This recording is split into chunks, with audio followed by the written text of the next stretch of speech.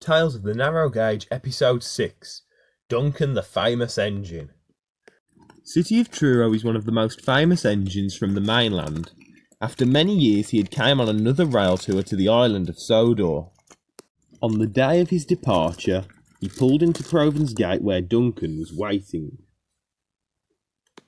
"Who are you?" asked Duncan curiously.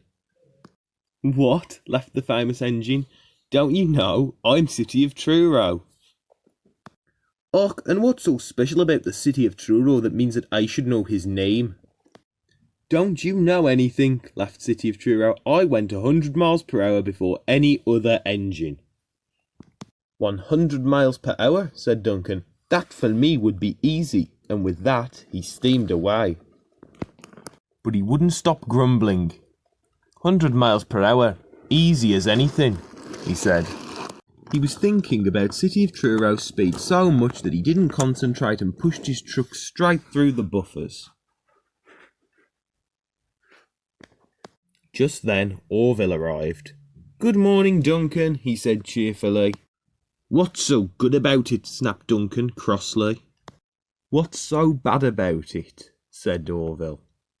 "You wouldn't understand," replied Duncan, and once he'd pulled his trucks back onto the rails, he steamed away. Later that day, Duncan had to take some passengers from Proven's Gate. When he arrived at the station, Diesel was there with a goods train.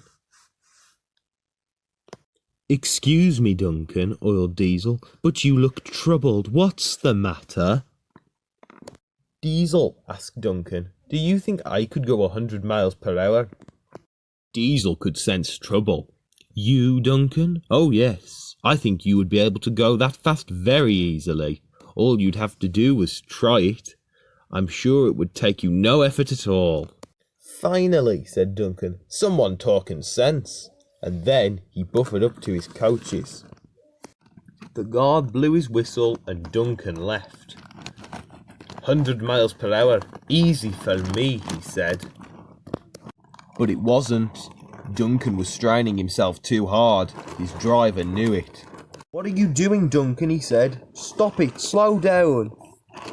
"I'll go 100 miles per hour yet," said Duncan. This is the way, he said. "I'm the fastest engine in the world." Then it all went wrong. "Ah!" shouted Duncan. "What's that pain?" "Something's burst," replied his driver. "I'm not surprised with what you were doing." Soon Rheneas arrived to help. Rheneas had to work very hard pulling both the train and Duncan. Soon they arrived at the station. Duncan felt very silly indeed. All the passengers were laughing at him. Once Rheneas had been turned around, he had to pull Duncan back to the depot. Rheneas had more work to do, so Rusty had to finish the job. Smudger and Sir Handel were the first to arrive. They laughed a lot. "Well, Duncan," laughed Sir Handel, "how do you like being famous?" "Yeah," added Smudger. "Everyone up and down the line knows your name now. You must be very happy." Duncan said nothing at all.